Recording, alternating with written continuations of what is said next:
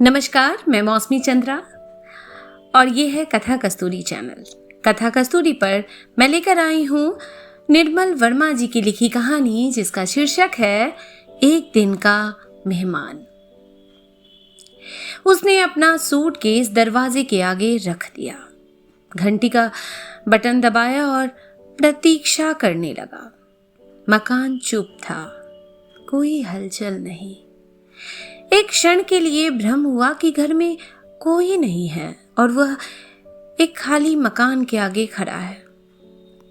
उसने रुमाल निकालकर पसीना पोंछा और अपना एयरबैग सूटकेस पर रख दिया। दोबारा बटन दबाया और दरवाजे से कान सटाकर सुनने लगा। बरामदे के पीछे कोई खुली खिड़की हवा में हिचकोले खा रही थी। वह पीछे हटकर ऊपर देखने लगा। वह 2 मंजिला मकान था, लेन के अन्य मकानों की तरह काली छत, अंग्रेजी वी की शक्ल में दोनों तरफ से ढलुआ और बीच में सफेद पत्थर की दीवार, जिसके माथे पर मकान का नंबर एक काली बिंदी सा टिमक रहा था। ऊपर की खिड़कियां बंद थी और पर्दे गिरे थे। कहाँ जा सकते हैं इस वक्त? वह मकान के पिछवाड़े गया। वही लॉन, फेस और झाड़ियां थी जो उसने 2 साल पहले देखी थी।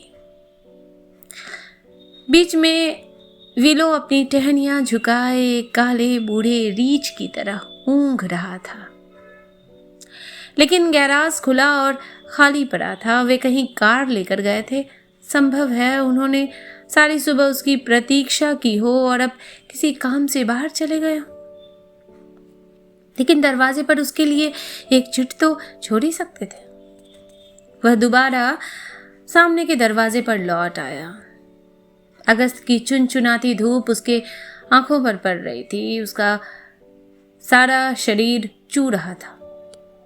वह बरामदे में ही अपने सूटकेस पर बैठ गया।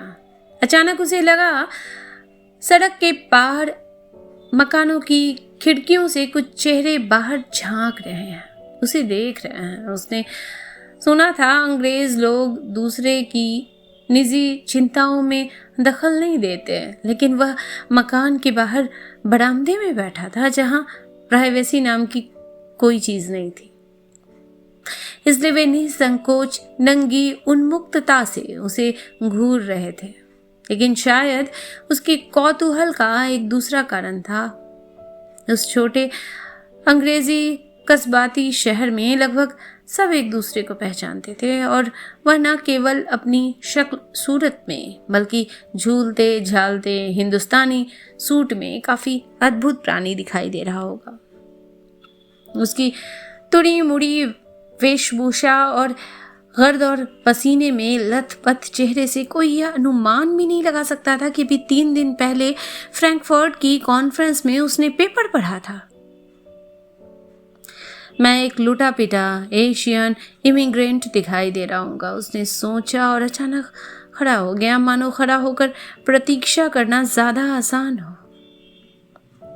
इस बार बिना सोचे समझे उसने दरवाजा जोर से खटखटाया और तत्काल हकबकाकर पीछे हट गया। हाथ लगते ही दरवाजा खट से खुल गया। जीने पर पैरों की आवाज सुनाई दी और दूसरे ही क्षण वह चौखट पर उसके सामने खड़ी थी। वह भागते हुए सीढ़ियां उतरकर नीचे आई थी और उससे चिपट गई थी। इससे पहले वह पूछता, क्या तुम भीतर थी? और वह पूछती, तुम बाहर खड़े थे? उसने अपने धूल भरे लस्तम पस्तम हाथों से उसके दुबले कंधों को पकड़ लिया और लड़की का सिर नीचे झुकाया और उसने अपना मुंह उसके बालों पर रख दिया। पड़ोसियों ने एक एक करके अपनी खिड़कियां बंद कर दी। लड़की ने धीरे से उसे अपने से अलग कर दिया। बाहर कब से खड़े थे? पिछले 2 साल से। वाह लड़की हंसने लगी। उसे अपने बाप की ऐसी बातें बौड़म जान पड़ती थी। मैंने 2 बार घंटी बजाई, तुम लोग कहाँ थे? घंटी खराब है, इसलिए मैंने दरवाजा खुला छोड़ दिया था। तुम्हें मुझे फोन पर बताना चाहिए था। मैं पिछले 1 घंटे से आगे पीछे दौड़ रहा था। मैं तुम्हें बताने वाली थी, लेकिन बीच में लाइन कट गई। तुमने और पैसे क्यों नहीं डाले? मेरे पास सिर्फ 10 पैसे थे। वो औरत काफी चुड़ैल थी। कौन औरत? लड़की ने उसका बैग उठाया। वही जिसने हमें बीच में काट दिया। आदमी अपना सूटकेस बीच ड्राइंग रूम में घसीट लाया। लड़की उन्मुक्तता से बैग के भीतर उत्सुकता से झांक रही थी। सिगरेट के पैकेट, स्कॉच की लंबी बोतल, चॉकलेट के बंडल, वे सारी चीजें जो उसने इतनी हड़बड़ी में फ्रैंकफर्ट के एयरपोर्ट पर ड्यूटी फ्री दुकान से खरीदी थी, अब बैग से बाहर झांक रही थी। तुमने अपने बाल कटवा लिए? आदमी ने पहली बार चैन से लड़की का चेहरा देखा। हाँ, सिर्फ छुट्टियों के लिए। कैसे लगते हैं? लड़की ने पूछा। अगर तुम मेरी बेटी नहीं होती तो मैं समझता कोई लफंगा घर में घुस आया है। ओह पापा, लड़की ने हंसते हुए बैग से चॉकलेट निकाली, रैपर खोला, फिर उसके आगे बढ़ा दी। स्विस चॉकलेट, उसने उसे हवा में डुलाते हुए कहा। मेरे लिए 1 गिलास पानी ला सकती हो? ठहरो, मैं चाय बनाती हूँ। चाय बाद में। वह अपने कोट की अंदरूनी जेब में कुछ टटोलने लगा। नोटबुक, वॉलेट, पासपोर्ट, सब चीजें बाहर निकल आई। अंत में उसे टैबलेट्स की डिब्बी मिली जिसे वह ढूंढ रहा था। लड़की पानी का ग्लास लेकर आई तो उससे पूछा, कैसी दवाई है? जर्मन, उसने कहा, बहुत असर करती है। उसने टेबलेट पानी के साथ निगल ली, फिर सोफे पर बैठ गया। सब कुछ वैसा ही था जैसे उसने सोचा था। वही कमरा, शीशे का दरवाजा, खुले हुए पर्दों के बीच वही चौकोर हरे रुमाल जैसा लॉन, टीवी के स्क्रीन पर उड़ती पक्षियों की छाया जो बाहर उड़ते थे और भीतर होने का भ्रम देते थे। वह किचन की देहरी पर आया। गैस के चूल्हों के पीछे लड़की की पीठ दिखाई दे रही थी। कार ड्राई की काले जींस और सफेद कमीज जिसकी मुड़ी स्लीव्स बाहों की कोहनियों पर झूल रही थी। वह बहुत हल्की और छुई मुई सी दिखाई दे रही थी। मामा कहाँ है? उसने पूछा। शायद उसकी आवाज इतनी धीमी थी कि लड़की ने नहीं सुनी, किंतु उसे लगा जैसे लड़की की गर्दन कुछ ऊपर उठी थी। मामा क्या ऊपर है? उसने दोबारा कहा और लड़की वैसे ही निश्चल खड़ी रही और तब उसे लगा उसने पहली बार भी उसके प्रश्न को सुन लिया था। क्या वह बाहर गई है? उसने पूछा। लड़की ने बहुत धीरे धुंधले ढंग से सिर हिलाया, जिसका मतलब कुछ भी हो सकता था। तुम पापा कुछ मेरी मदद करोगे? वह लपक कर किचन में चला आया। बताओ क्या काम है? तुम चाय की केतली लेकर भीतर आओ, मैं अभी आती हूँ। बस, उसने निराश स्वर में कहा। अच्छा, प्लेटें और प्याले भी लेते आओ। वह सब चीजें लेकर भीतर कमरे में चला आया। वह दोबारा किचन में जाना चाहता था, लेकिन लड़की के डर से वह वहीं सोफे पर बैठा रहा। किचन से कुछ तलने की खुशबू आ रही थी। लड़की उसके लिए कुछ बना रही थी और वह उसकी कोई भी मदद नहीं कर पा रहा था।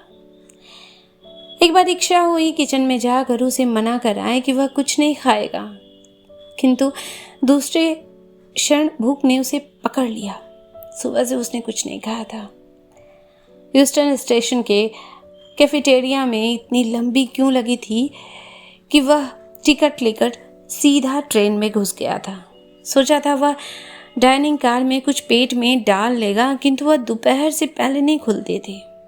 सच पूछा जाए तो उसने अंतिम खाना कल शाम फ्रैंकफर्ट के एयरपोर्ट में खाया था और जब रात को लंदन पहुंचा था तो उसने होटल की बार में से पी थी। तीसरे ग्लास के बाद उसने जेब से नोटबुक निकाली, नंबर देखा और बार के टेलीफोन बूथ में जाकर फ़ोन मिलाया था। पहली बार में पता नहीं चला उसकी पत्नी की आवाज़ थी या बच्ची की। उसकी पत्नी ने फ़ोन उठाया होगा क्योंकि कुछ देर तक फ़ोन का सन्नाटा उसके कान में झनझन आता रहा। फिर उसने सुना वह ऊपर से बच्ची को बुला रही है और तब उसने घड़ी देखी। उसे अचानक ध्यान आया इस समय वह सो रही होगी और वह फ़ोन नीचे रखना चाहता था, किंतु उसी वक्त उसकी बच्ची का स्वर सुनाई दिया। वह आधी नींद में थी। उसे कुछ देर तक पता ही नहीं चला कि वह इंडिया से बोल रहा है या फ्रैंकफर्ट से या लंदन से। वह उसे अपनी स्थिति समझा ही रहा था कि 3 मिनट ख़त्म हो गए और उसके पास इतनी चेंज भी नहीं थी कि वह लाइन को कटने से बचा सके। तसल्ली सिर्फ इतनी थी कि वह नींद, घबराहट और नशे के बीच यह बताने में सफल हो गया कि वह कल उसके शहर पहुंच रहा है। कल यानी आज। वे अच्छे क्षण थे। बाहर इंग्लैंड की पीली और मुलायम धूप फैली थी। वह घर के भीतर था। उसके भीतर गरमाई की लहरें उठने लगी थी। हवाई अड्डों की भाग दौड़, होटलों की हील हुज्जत, ट्रेन टैक्सियों की हड़बड़ाहट, वह सबसे परे हो गया था। वह घर के भीतर था। उसका अपना घर ना सही फिर भी एक घर। कुर्सियाँ, पर्दे, सोफा, टीवी, वह अरसे से इन चीज़ों के बीच रहा था और हर चीज़ के इतिहास को जानता था। हर 2-3 साल बाद जब वह आता था तो सोचता था बच्ची कितनी बड़ी हो गई होगी और पत्नी वह कितनी बदल गई होगी।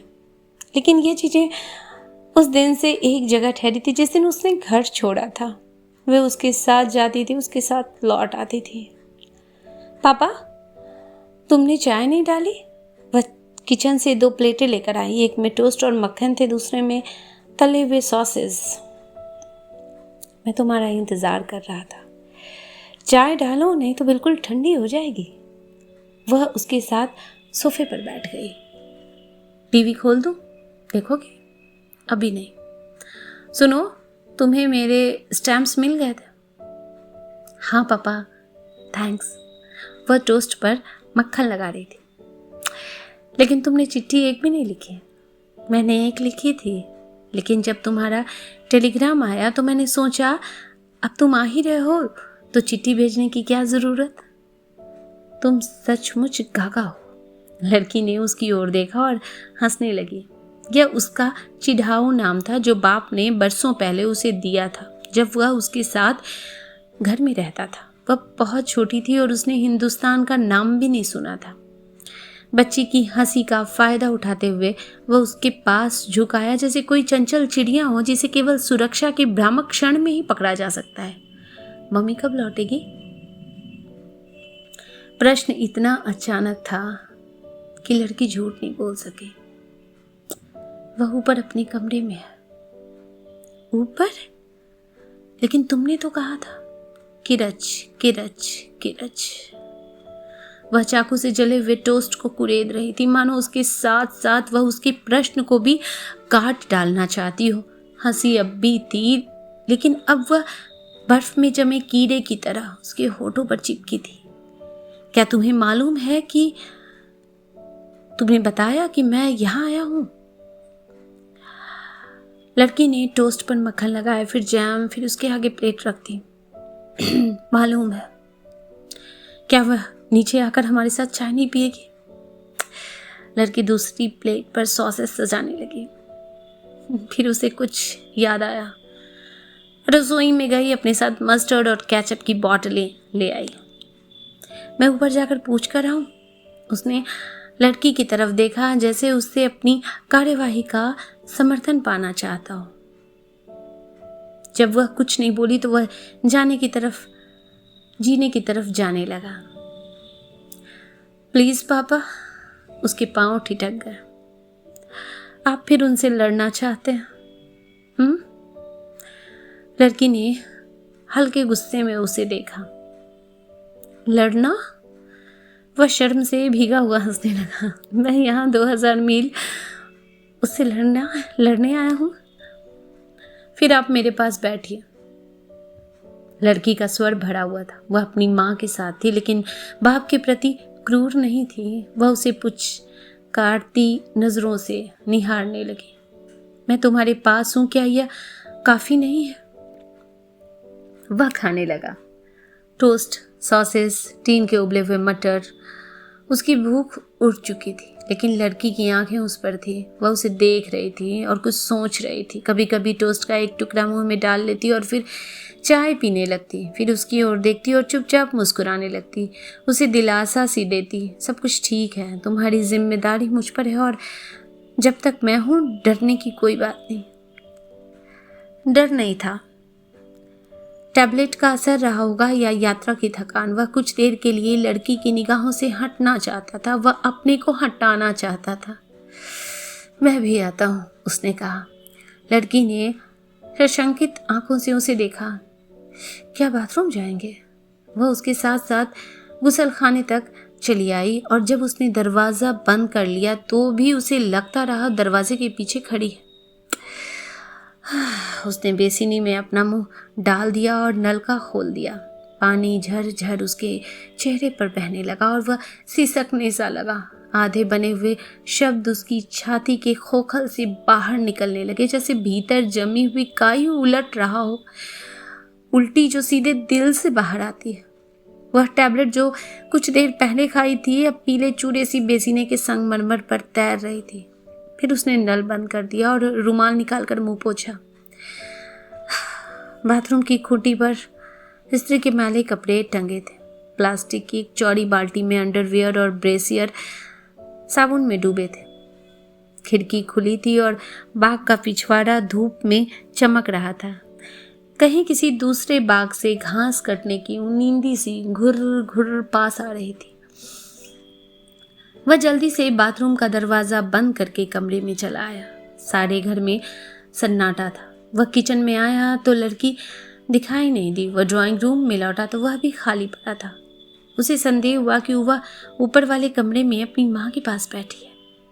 एक अजीब आतंक ने उसे पकड़ लिया। घर जितना शांत था उतना ही खतरे से अटा जान पड़ा। वह कोने में गया जहां उसका सूटकेस रखा था। वह जल्दी जल्दी उसे खोलने लगा। उसने अपने कॉन्फ्रेंस के नोट्स और कागज अलग किए। उनके नीचे से वह सारा सामान निकालने लगा जो वह दिल्ली से अपने साथ लेकर आया था। एम्पोरियन का राजस्थानी लहंगा लड़की के लिए, तांबे और पीतल के ट्रिकेट्स जो उसने जनपद पर तिब्बती लामा हिप्पियों से खरीदे थे, पश्मीने की कश्मीरी शॉल बच्ची की माँ के लिए, एक लाल गुजराती जरीदार स्लीपर जिसे बच्ची और माँ दोनों पहन सकते थे, हैंडलूम के बेड कवर, हिंदुस्तानी टिकटों का एल्बम और एक बहुत बड़ी सचित्र किताब, बनारस द इंटरनल सिटी। फर्श पर धीरे धीरे एक छोटा सा हिंदुस्तान जमा हो गया था जिसे वह हर बार यूरोप आते समय अपने साथ ढोकर लाता था। सहसा उसके हाथ ठिठक गए। वह कुछ देर तक चीज़ों के ढेर को देखता रहा। कमरे के फर्श पर बिखरी हुई वे बिल्कुल अनाथ और दयनीय दिखाई दे रहे थे। एक पागल सी इच्छा हुई कि वह उन्हें कमरे में जैसे का तैसा छोड़कर भाग खड़ा हो, किसी को पता भी नहीं चलेगा वह कहाँ गया। लड़की थोड़ा बहुत ज़रूर हैरान होगी, किंतु बरसों से वह उससे ऐसे ही अचानक मिलती रही थी और बिना कारण बिछोड़ती रही थी। You are a coming man and a going man, वह उसे कहा करती थी, पहले विषाद में और बाद में कुछ कुछ हंसी में। उसे कमरे में ना बैठा देखकर लड़की को ज़्यादा सदमा नहीं पहुंचेगा। वह ऊपर जाएगी और माँ से कहेगी अब तुम नीचे आ सकती हो। वह चले गए और फिर वे दोनों एक साथ नीचे आएंगी और उन्हें राहत मिलेगी कि अब उन दोनों के अलावा घर में कोई नहीं है। पापा, वह चौंक गया, जैसे रंगे हाथों पकड़ा गया हो। किसी आनी सी मुस्कुराहट में लड़की को देखा। वह कमरे की चौखट पर खड़ी थी और खुले हुए सूटकेस को ऐसे देख रही थी जैसे वह कोई जादू की पिटारी हो जिसे उसने पेट से अचानक रंग बिरंगी चीज़ों को उगल दिया हो। लेकिन उसकी आंखों में कोई खुशी नहीं थी, एक शर्मसी सी। जब बच्चे अपने बड़े को कोई ऐसी ट्रिक करते हुए देखते हैं जिसका भेद उन्हें पहले से मालूम होता है, वे अपने संकोच को छिपाने के लिए कुछ ज़्यादा ही उत्सुक हो जाते हैं।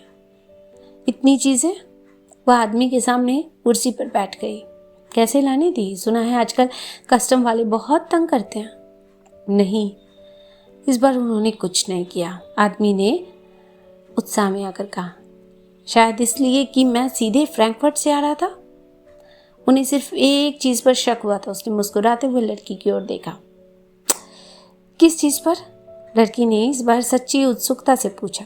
उसने अपने बैग से दाल बीजी का डिब्बा निकाला और उसे खोलकर मेज पर रख दिया। लड़की ने झिझकते हुए 2-4 दाने उठा, उन्हें सूंघने लगी। क्या यह? उसने जिज्ञासा से आदमी को देखा। वे भी इसी तरह सूंघ रहे थे। वह हंसने लगा। उन्हें डर था कहीं इसमें चरस गांजा तो नहीं। हैश। लड़की की आंखें फैल गई। क्या इसमें सचमुच हैश मिली है? खाकर देखो। लड़की ने कुछ दाल मोट मुंह में डाले और उन्हें चबाने लगी। फिर हलाट सी होकर सी करने लगी। मिर्ची होंगी, थूक दो, आदमी ने कहा। किंतु लड़की ने उन्हें निगल लिया और छलछलाई आंखों से बाप को देखने लगी।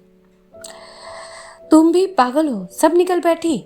आदमी ने जल्दी से उसे पानी का ग्लास दिया जो वह उसके लिए लाई थी। मुझे पसंद है। लड़की ने जल्दी से पानी पिया और अपनी कमीज की मुड़ी हुई बाहों से आंखें पोंछने लगी। फिर मुस्कुराते हुए आदमी की ओर देखा। I love it. वह कई बातें सिर्फ आदमी का मन रखने के लिए करती थी। उनके बीच बहुत कम मोहलत होती थी और वह उसके निकट पहुंचने के लिए ऐसे शॉर्टकट लेती थी जिसे दूसरे बच्चे महीनों में पार करते हो। क्या उन्होंने भी इसे चक्कर देखा? लड़की ने पूछा। नहीं, उनमें इतनी हिम्मत कहाँ थी। उन्होंने सिर्फ मेरा सूटकेस खोला, मेरे कागज़ों को उल्टा पलटा किया और जब उन्हें पता चला मैं कॉन्फ्रेंस से आ रहा हूँ तो उन्होंने कहा, मिस्टर यू मे गो। क्या कहा उन्होंने? लड़की हंस रही थी। उन्होंने कहा, mister you may go like an Indian crow. आदमी ने भेद भरी निगाहों से उसे देखा। क्या यही है? लड़की हंसती रही। जब वह बहुत छोटी थी और आदमी के साथ पार्क में घूमने जाती थी तो ये सरफिरा खेल खेलते थे। वह पेड़ की ओर देखकर पूछता था, oh dear, is there anything to see? और लड़की चारों तरफ देखकर कहती थी, yes dear, there is a crow over the tree. आदमी विस्मय से उसकी ओर देखता। क्या यह है? और वह विजय में कहती, poem, the poem, a poem. बढ़ती हुई उम्र में छूटते हुए बचपन की छाया सरक आई। पार्क की हवा, पेड़, हंसी। वह बाप की उंगली पकड़कर सहसा एक ऐसी जगह आ गई जिसे वह मुद्दत पहले छोड़ आई थी, जो कभी कभार रात को सोते हुए सपनों में दिखाई दे जाती थी। मैं तुम्हारे लिए कुछ इंडियन सिक्के लाया था, तुमने पिछली बार कहा था ना। दिखाओ, कहाँ है? लड़की ने कुछ जरूरत से ज्यादा ही ललकते हुए पूछा। आदमी ने असल में सितारों से जरी एक लाल थैली उठाई जिसे हिप्पी लोग अपने पासपोर्ट के लिए खरीदते हैं। लड़की ने उसे उसके हाथों से छीन लिया और हवा में झुलाने लगी। भीतर रखी चवन्नियाँ ठन्नियाँ चहचहाने लगी। फिर उसने थैली का मुंह खोला और सारे पैसों को मेज पर बिखेर दिया। हिंदुस्तान में क्या सब लोगों के पास ऐसे ही सिक्के होते हैं? वह हंसने लगा। और क्या सबके लिए अलग अलग बनेंगे? उसने कहा। लेकिन गरीब लोग? उसने आदमी को देखा। मैंने एक रात टीवी में उन्हें देखा था। वह सिक्कों को भूल गई और कुछ असमंजस में फर्श पर बिखरी चीज़ों को देखने लगी। तब पहली बार आदमी को लगा वह लड़की जो उसके सामने बैठी है कोई दूसरी है। पहचान का फ्रेम वही है जो उसने 2 साल पहले देखा था, लेकिन बीच की तस्वीर बदल गई है। किंतु वह बदली नहीं थी, वह सिर्फ कहीं और चली गई थी। वे माँ बाप जो अपने बच्चों के साथ हमेशा नहीं रहते, उनको अपनी मंजिलों के बारे में कुछ नहीं जानते, जो उनके अभाव की नींव पर ऊपर ही ऊपर बनती रहती है। लड़की अपने बचपन की बेसमेंट में जाकर पिता से मिल पाती थी, लेकिन कभी कभी उसे छोड़कर दूसरे कमरों में जाती थी जिसके बारे में आदमी को कुछ भी मालूम नहीं। पापा, लड़की ने उसकी ओर देखा, क्या मैं इन चीज़ों को समेट कर रख दूं? क्यों, इतनी जल्दी क्या है? नहीं, जल्दी नहीं, लेकिन मामा आकर देखेगी तो? उसके स्वर में हल्की सी घबराहट थी, जैसे वह हवा में किसी अदृश्य खतरे को सूंघ रही हो। आएगी तो क्या? आदमी ने कुछ विस्मय से लड़की की ओर देखा। पापा धीरे बोलो।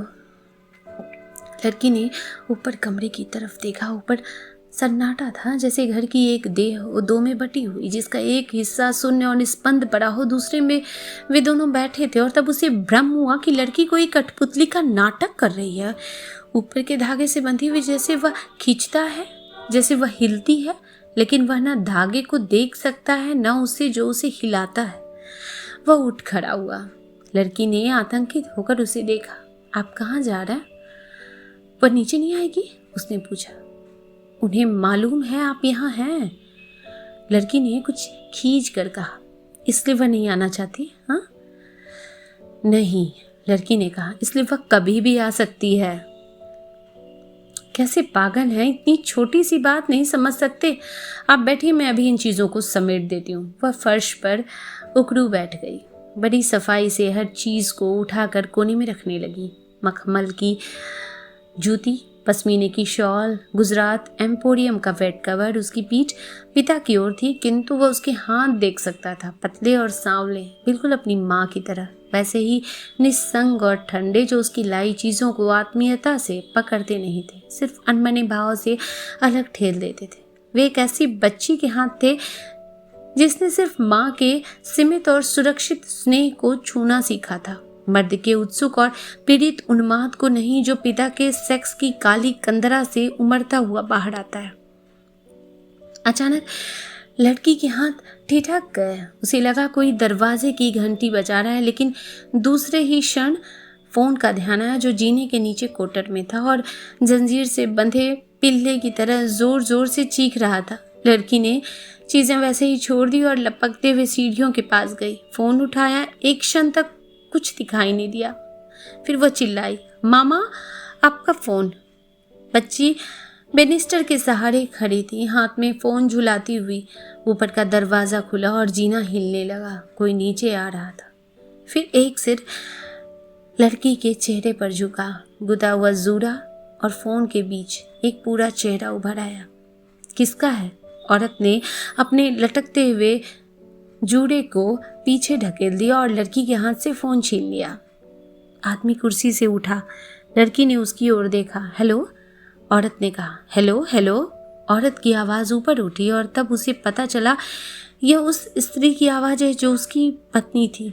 वह उसे बरसों बाद भी सैकड़ों आवाज़ों की भीड़ में पहचान सकता था। ऊंची पिच पर हल्के से कांपती हुई, हमेशा से सख्त, आहत, परेशान, उसकी देह की एकमात्र चीज जो देह से पड़े आदमी की आत्मा पर खून की खरोच खींच जाती थी। वह जैसे उठा था वैसे ही बैठ गया। लड़की मुस्कुरा रही थी।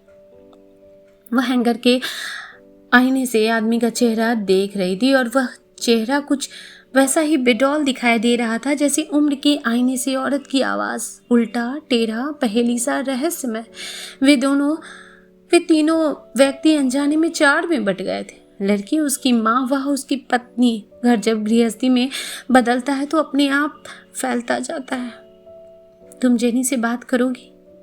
औरत ने लड़की से कहा और बच्ची जैसे इसी क्षण की प्रतीक्षा कर रही थी। वह उछलकर ऊपरी सीढ़ी पर आई और माँ से टेलीफोन ले लिया। Hello jenny, it is me. वह 2 सीढ़ियाँ नीचे उतरी। अब आदमी उसे पूरा का पूरा देख सकता था। बैठो। आदमी कुर्सी से उठ खड़ा हुआ था। उसने स्वर में एक बेबस सा अनुनय था, मानो उसे डर हो कहीं उसे देखकर वह उल्टे पांव न लौट जाए। वह एक क्षण अनिश्चय में खड़ी रही। वह वापस मुड़ना निरर्थक था, लेकिन इस तरह उसके सामने खड़े रहने का कोई तुक नहीं था। वह स्टूल खींचकर टीवी के आगे बैठ गई। कब आए? उसका स्वर इतना धीमा था कि आदमी को लगा टेलीफोन पर कोई दूसरी औरत बोल रही थी। काफ़ी देर हो गई, मुझे तो पता भी नहीं था तुम ऊपर के कमरे में हो। स्त्री चुपचाप उसे देखती रही। आदमी ने जेब से रुमाल निकाला, पसीना पोंछा, मुस्कुराने की कोशिश में मुस्कुराने लगा। मैं बहुत देर तक बाहर खड़ा था। मुझे पता नहीं था घंटी खराब है। गैरेज खाली पड़ा था। मैंने सोचा तुम दोनों कहीं बाहर गए हो। तुम्हारी कार? उसे मालूम था, फिर भी उसने पूछा। सर्विसिंग के लिए गई है, स्त्री ने कहा। वह हमेशा से उसकी छोटी बेकार की बातों से नफरत करती आई थी, जबकि आदमी के लिए वे कुछ ऐसे तिनके थे जिन्हें पकड़कर डूबने से बचा जा सकता था, कम से कम कुछ देर के लिए।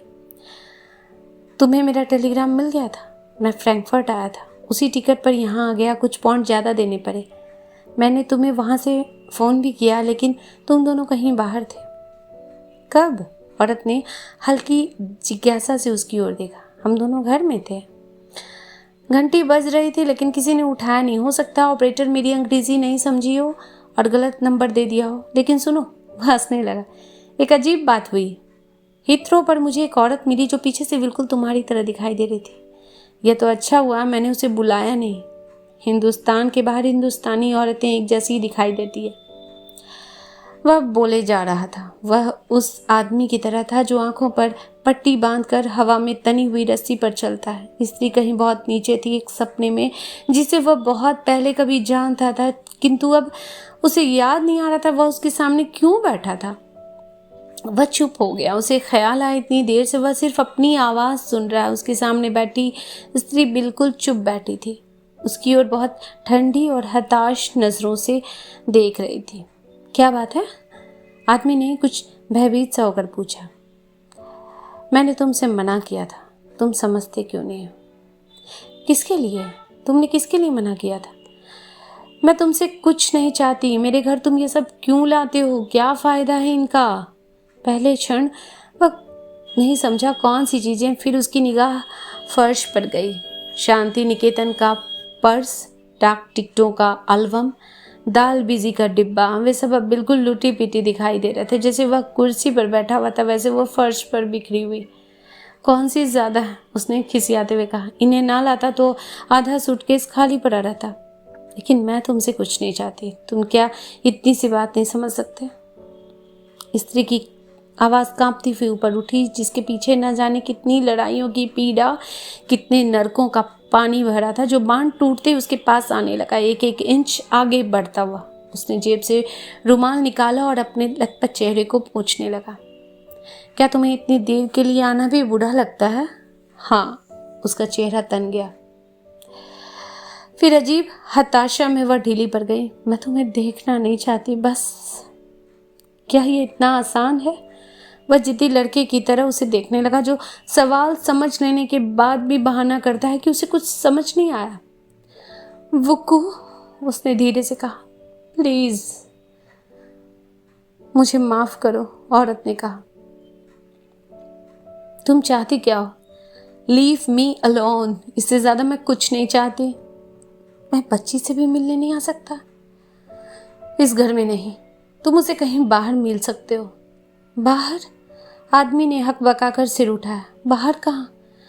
उस क्षण वह भूल गया कि बाहर सारी दुनिया फैली है। पार्क, सड़कें, होटल के कमरे, उसका अपना संसार। बच्ची कहाँ कहाँ उसके साथ घिसटेगी। वह फोन पर हंस रही थी, कुछ कह रही थी। नहीं, आज मैं नहीं आ सकती। डैडी घर में हैं, अभी अभी आ रहे हैं। नहीं, मुझे मालूम नहीं, मैंने पूछा नहीं। क्या नहीं मालूम? शायद उसकी सहेली ने भी पूछा था वह कितने दिन रहेगा। सामने बैठी स्त्री भी शायद यह जानना चाहती थी कितना समय, कितनी घड़ियां, कितनी यातना अभी और उसके साथ भोगनी पड़ेगी। शाम की आखिरी धूप भीतर आ रही थी। टीवी का स्क्रीन चमक रहा था, लेकिन वह खाली था और उसमें सिर्फ स्त्री की छाया बैठी थी, जैसे खबरें शुरू होने से पहले अनाउंसर की छवि दिखाई देती है, पहले कमज़ोर और धुंधली, फिर धीरे धीरे ब्राइट होती हुई। वह सांस रोके प्रतीक्षा कर रहा था कि वह कुछ कहेगी, हालांकि उसे मालूम था कि पिछले वर्षों से सिर्फ एक न्यूज़ रील है जो हर बार मिलने पर एक पुरानी पीड़ा का टेप खोलने लगती है, जिसका संबंध किसी दूसरे जिंदगी से है। चीज़ें और आदमी कितनी अलग हैं। बरसों बाद भी घर, किताबें, कमरे वैसे ही रहते हैं जैसे तुम छोड़ गए थे, लेकिन लोग वे उसी दिन से मरने लगते हैं जिस दिन अलग हो जाते हैं। मरते नहीं, एक दूसरे ज़िंदगी जीने लगते हैं जो धीरे धीरे उस जिंदगी का गला घोट देती है जो तुमने साथ गुजारी है। मैं सिर्फ बच्ची से नहीं, वह हकलाने लगा, मैं तुमसे भी मिलने आया था। मुझसे? औरत के चेहरे पे हंसी, हिकारत, हैरानी एक साथ उमड़ आई। तुम्हारी झूठ की आदत अभी तक नहीं गई। तुमसे झूठ बोलकर अब क्या मिलेगा? मालूम नहीं तुम्हें क्या मिलेगा। मुझे जो मिला है उसे मैं भोग रही हूँ। उसने एक ठहरी ठंडी निगाह से बाहर देखा।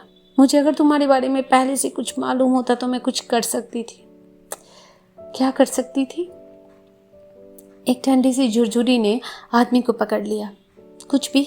मैं तुम्हारी तरह अकेली नहीं रह सकती, लेकिन अब इस उम्र में अब कोई मुझे देखता भी नहीं। बुक्कू, उसने हाथ पकड़ लिया। मेरा नाम मत लो, सब खत्म हो गया। वह रो रही थी, बिल्कुल निस्संग, जिसका गुजरे हुए आदमी और आने वाली उम्मीद दोनों से कोई सरोकार नहीं था। आंसू जो एक कारण से नहीं, पूरा पत्थर हट जाने से आते हैं। एक ढलुआ जिंदगी पर नाले की तरफ बहते हुए औरत बार बार उसे अपने हाथ से झटक देती थी। बच्ची कब से फोन के पास चुप बैठी थी, बस जीने की सबसे निचली सीढ़ी पर बैठी थी और सूखी आंखों से रोती माँ को देख रही थी। उसके सब प्रयत्न निष्फल हो गए थे, किंतु उसके चेहरे पर निराशा नहीं थी। हर परिवार के अपने दुष्स्वप्न होते हैं जो एक अनवरत पहिए में घूमते हैं। वह उसमें हाथ नहीं डालती थी। इतनी कम उम्र में वह इतना बड़ा सत्य जान गई थी कि मनुष्य के मन और बाहर की सृष्टि में एक अद्भुत समानता है। वे जब तक अपना चक्कर पूरा नहीं कर लेते, उन्हें बीच में रोकना बेईमानी है। वह बिना आदमी को देखे माँ के पास गई, कुछ कहा जो उसके लिए नहीं था। आदमी ने उसे अपने पास बिठा लिया, बिल्कुल अपने से सटाकर। काउच पर बैठी वे दोनों दो बहनों जैसी लग रही थी। वे उसे भूल गई थी। कुछ देर पहले जो ज्वार उठा था उसमें घर डूब गया था, लेकिन अब पानी वापस लौट आया था और वह वहाँ नहीं था। वो आदमी जहाँ उसे होना चाहिए था, किनारे पर। उसे यह ईश्वर का वरदान जैसा जान पड़ा। वह उन दोनों के बीच बैठा है, अदृश्य। परसों से उसकी यह साध रही थी कि वह माँ और बेटी के बीच अदृश्य बैठा रहे। सिर्फ ईश्वर ही अपनी दया में अदृश्य होता है, यह उसे मालूम था। किंतु जो आदमी गधे की सबसे निचली सतह पर है, उसे भी कोई नहीं देख सकता। माँ और बच्ची ने उसे अलग छोड़ दिया था। वह उसकी उपेक्षा नहीं थी।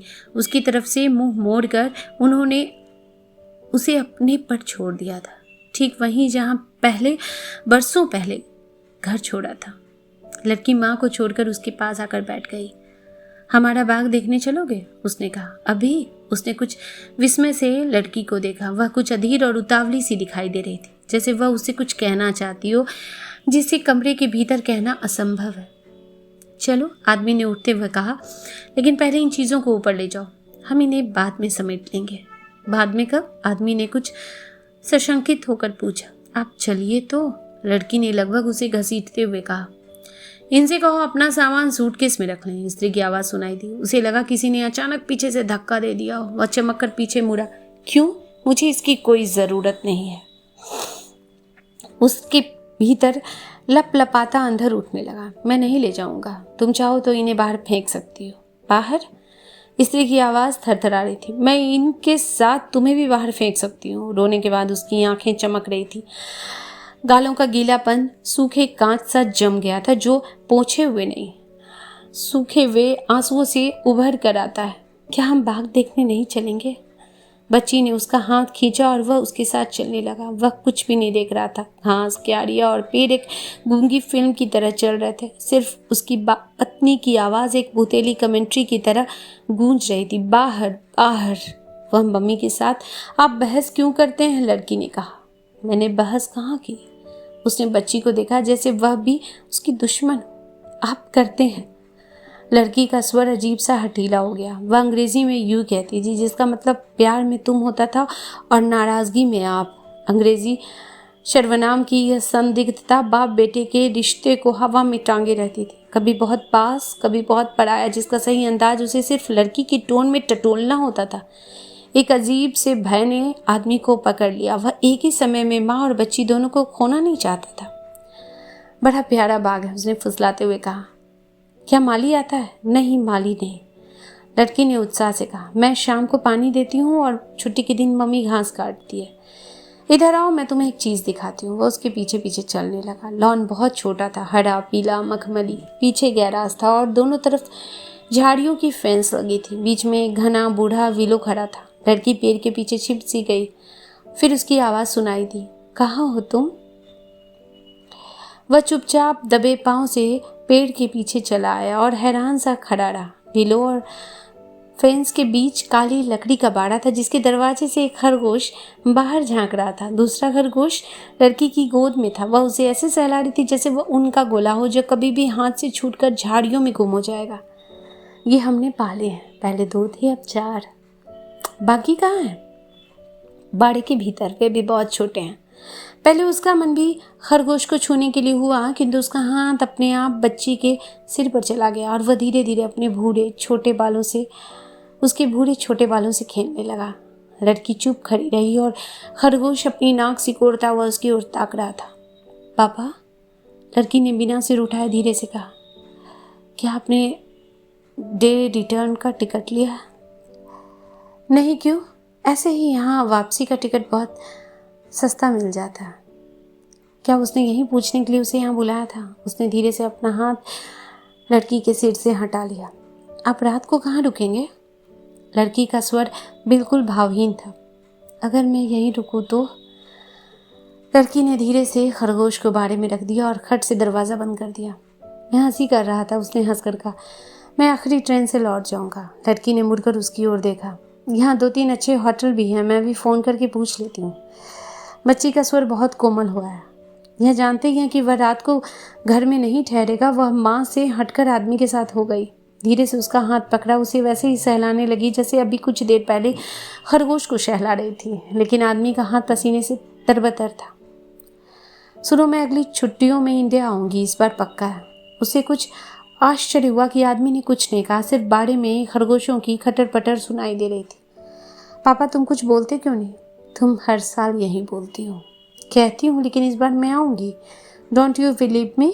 भीतर चले? मम्मी हैरान हो रही होगी कि हम यहाँ कहाँ रह गए। अगस्त का अंधेरा चुपचाप चला आया था। हवा में विलो की पत्तियाँ सरसरा रही थी। कमरों के पर्दे गिरा दिए गए थे, लेकिन रसोई का दरवाज़ा खुला था।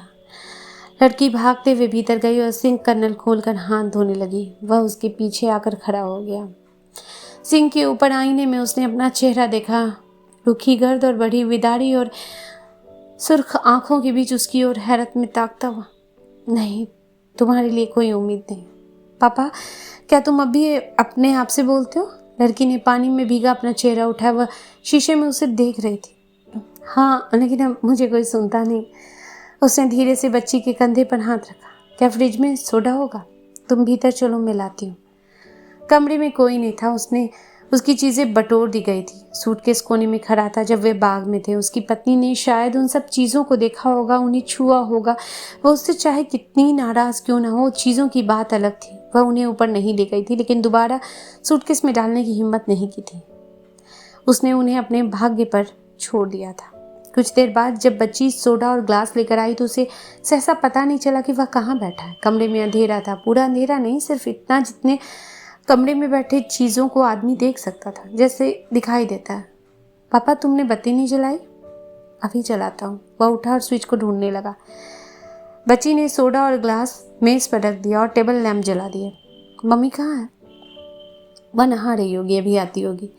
उसने अपने बैग से विस्की निकाली जो उसने फ्रैंकफर्ट के एयरपोर्ट पे खरीदी थी। ग्लास में डालते हुए उसके हाथ ठिठक गए। तुम्हारी जिंजर एल कहाँ है? मैं अब असली बियर पीती हूँ। लड़की ने हंसकर उसकी ओर देखा। तुम्हें बर्फ चाहिए? नहीं, लेकिन तुम जा कहाँ रही हो? बाड़े में खाना डालने? नहीं तो वे एक दूसरे को मार खाएंगे। वह बाहर गई तो खुले दरवाजे से बाग का अंधेरा दिखाई दिया। तारों की पीली तलछट में झिलमिलाता हुआ हवा नहीं था। बाहर का सन्नाटा घर की अदृश्य आवाज़ों के भीतर से छन कर आता था। उसे लगा वह अपने घर में बैठा है, जो कभी बरसों पहले होता था वह अब हो रहा है। वह शावर के नीचे गुनगुनाती रहती थी और जब वह बालों पर तौलिया साफे की तरह बांधकर बाहर निकलती थी तब पानी की बूंदें बाथरूम से लेकर उसके कमरे तक एक लकीर बनाती जाती थी। पता नहीं वह लकीर कहाँ बीच में सूख गई, कौन सी जगह, किस खास मोड़ पर वह चीज़ हाथ से छूट गई जिसे वह कभी दोबारा नहीं पकड़ सकता। उसने कुछ और विस्की डाली, हालांकि गिलास अभी खाली नहीं था। उसे कुछ अजीब लगा कि पिछली रात भी यहीं घड़ी थी जब वह पी रहा था, लेकिन तब वह हवा में था। तब उसे एयर होस्टेस की आवाज़ सुनाई दी, हम चैनल पार कर रहे हैं। तो उसने हवाई जहाज की खिड़की से नीचे देखा, कुछ भी दिखाई नहीं दिया था। न समुद्र, न लाइट हाउस, सिर्फ अंधेरा। अंधेरे में बहता हुआ अंधेरा। फिर कुछ भी नहीं। और तब अंधेरे में झांकते हुए उसे ख्याल आया कि वह चैनल जो नीचे कभी दिखाई देता था असल में कहीं भीतर है, उसकी एक जिंदगी से दूसरी जिंदगी तक फैला हुआ, जिसे वह हमेशा पार करता रहेगा, कभी इधर कभी उधर, कहीं कभी नहीं, न कहीं से आता हुआ न कहीं पहुंचता हुआ। बिंदु कहाँ है? उसने चौंक कर ऊपर देखा। वह वहां कब से खड़ी थी उसे पता नहीं चला। बाहर बाग में उसने कहा, खरगोशों को खाना देने गई है। वह अलग खड़ी थी बैनिस्टर के नीचे। नहाने के बाद उसने एक लंबी मैक्सी पहन ली थी, बाल खुले थे, चेहरा बहुत धुला और चमकीला सा लग रहा था। वह मेज पर रखे उसके ग्लास को देख रही थी। उसका चेहरा शांत था, सावन ने जैसे न केवल उसके चेहरे को बल्कि उसके संताप को भी धो डाला था। बर्फ भी रखी है, उसने कहा। नहीं, मैंने सोडा ले लिया है, तुम्हारे लिए एक बना दूं? उसने सिर हिलाया, जिसका मतलब कुछ भी था। उसे मालूम था कि गर्म पानी से नहाने के बाद उसे कुछ ठंडा पीना अच्छा लगता था। अरसे बाद भी वह उसकी आदतें भूला नहीं था, बल्कि उन आदतों के सहारे ही दोनों के बीच पुरानी पहचान लौट आती थी। वह रसोई में गया और उसके लिए एक ग्लास ले आया। उसमें थोड़ी सी बर्फ डाली। जब विस्की मिलाने लगा तो उसकी आवाज़ सुनाई दी। बस इतनी काफ़ी है। वह धुली हुई आवाज़ थी जिसका कोई रंग नहीं था, न स्नेह का न नाराज़गी का, एक शांत और तटस्थ आवाज़। वह सीढ़ियों से हटकर कुर्सी के पास बैठ आई थी। तुम बैठोगी नहीं? उसने कुछ चिंतित होकर पूछा। उसने अपना ग्लास उठाया और वहीं स्टूल पर बैठ गई जहां दोपहर को बैठी थी, टीवी के पास, लेकिन टेबल लैंप से दूर, जहां सिर्फ रोशनी की एक पतली सी झाई उस तक पहुंच रही थी। कुछ देर तक दोनों में से कोई कुछ नहीं बोला। फिर स्त्री की आवाज़ सुनाई दी, घर में सब लोग कैसे हैं? ठीक है, ये सब चीज़ें उन्होंने ही भेजी है। मुझे मालूम है, औरत ने कुछ थके स्वर में कहा। क्यों उन बेचारों को तंग करते हो? तुम ढूंढ कर इन चीज़ों को लाते हो और ये यहाँ बेकार पड़ी रहती है।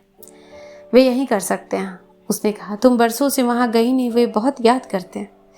अब जाने का कोई फ़ायदा नहीं। उसने ग्लास से लंबा घूंट लिया। मेरा अब उनसे कोई रिश्ता नहीं। तुम बच्ची के साथ तो आ सकती हो। उसने अभी तक हिंदुस्तान नहीं देखा। वह कुछ देर चुप रही, फिर धीरे से कहा, अगले साल वह 14 वर्ष की हो जाएगी। कानून के मुताबिक वह कहीं भी जा सकती है। मैं कानून की बात नहीं कर रहा, तुम्हारे बिना वह कहीं नहीं जाएगी। स्त्री ने गिलास की भीगी सतह से आदमी को देखा। मेरा बस चले तो मैं उसे कभी कहीं ना भेजूं। क्यों? आदमी ने पूछा। वह धीरे से हंसी। क्या हम दो हिंदुस्तान है उसके लिए काफ़ी नहीं? वह बैठा रहा। कुछ देर बाद रसोई का दरवाज़ा खुला। लड़की भीतर आई, चुपचाप दोनों को देखा और फिर जीने के पास चली गई जहाँ टेलीफोन रखा था। किसे बात कर रही हो? औरत ने पूछा। लड़की चुप रही, फ़ोन का डायल घुमाने लगी। आदमी उठा, उसकी ओर देखा। थोड़ा सा और लोगी? नहीं, उसने सिर हिलाया। आदमी धीरे धीरे अपने ग्लास में डालने लगा। क्या बहुत पीने लगे हो? औरत ने कहा। नहीं, आदमी ने सिर हिलाया। सफ़र में कुछ ज़्यादा हो जाता है। मैंने सोचा था अब तक तुमने घर बसा लिया होगा। कैसे? उसने स्त्री को देखा। तुम्हें क्या कैसे भ्रम हुआ? औरत कुछ देर नीरव आंखों से उसे देखती रही। क्यों, उस लड़की को का क्या हुआ? वह तुम्हारे साथ नहीं रहती? स्त्री के स्वर में कुछ उत्तेजना नहीं थी, न क्लेश की कोई छाया थी, जैसे दो व्यक्ति मुद्दत बाद किसी ऐसी घटना की चर्चा कर रहे हो जिसने एक झटके से दोनों को अलग छोरों पर फेंक दिया था। मैं अकेला रहता हूँ माँ के साथ, उसने कहा। औरत ने तनिक विस्मय से उसे देखा। क्या बात हुई? कुछ नहीं, मैं शायद साथ रहने के काबिल नहीं हूँ। उसका स्वर असाधारण रूप से धीमा हुआ आया, जैसे वह उसे अपनी किसी गुप्त बीमारी के बारे में बता रहा हो। तुम हैरान हो, लेकिन ऐसे लोग होते हैं। वह कुछ और कहना चाहता था, प्रेम के बारे में, वफादारी के बारे में, विश्वास और धोखे के बारे में, कोई बड़ा सत्य जो बहुत से झूठों से मिलकर बनता है, विस्की सी की धुंध में बिजली की तरह कौंधता है और दूसरे क्षण हमेशा के लिए अंधेरे में लोप हो जाता है। लड़की शायद इस क्षण की भी प्रतीक्षा कर रही थी। वह टेलीफोन से उठकर आदमी के पास आई। एक बार माँ को देखा। वह टेबल लैंप के पीछे अंधेरे के आधे कोने में छिप गई। और आदमी, वह ग्लास के पीछे सिर्फ एक डबडबाता सा धब्बा बनकर रह गया था। पापा? लड़की के हाथ में कागज़ का पुर्जा था। यह होटल का नाम है। टैक्सी तुम्हें 10 मिनट में पहुंचा देगी, सिर्फ 10 मिनट में। उसने लड़की को अपने पास खींच लिया और कागज़ जेब में रख लिया। कुछ देर तीनों चुप बैठे रहे, जैसे बरसों पहले यात्रा पर निकलने से पहले घर के सब प्राणी एक साथ सिमट कर चुप जाते थे। बाहर बहुत से तारे निकल आए थे, जिसमें बूढ़ी विलो, झाड़ियाँ और खरगोशों का बाड़ा एक निस्पंद पीले आलोक में आसपास सड़क आए थे। उसने अपना ग्लास मेज पर रखा, फिर धीरे से लड़की को चूमा। अपना सूटकेस उठा। जब लड़की ने दरवाज़ा खोला तो वह क्षण भर देहरी पर ठिठक गया। मैं चलता हूँ, उसने कहा। पता नहीं यह बात उसने किससे कही थी, किंतु जहाँ वह बैठी थी वहाँ से कोई आवाज़ नहीं आई। वहाँ उतनी ही घनी चुप्पी थी जितनी बाहर अंधेरे में जहाँ वह जा रहा था। ये कहानी इतनी ही अभी आप सुन रहे थे मुझसे यानी मौसमी चंद्रा से कथा कस्तूरी पर निर्मल वर्मा जी की कहानी एक दिन का मेहमान। चैनल को सब्सक्राइब करना बिल्कुल ना भूलें।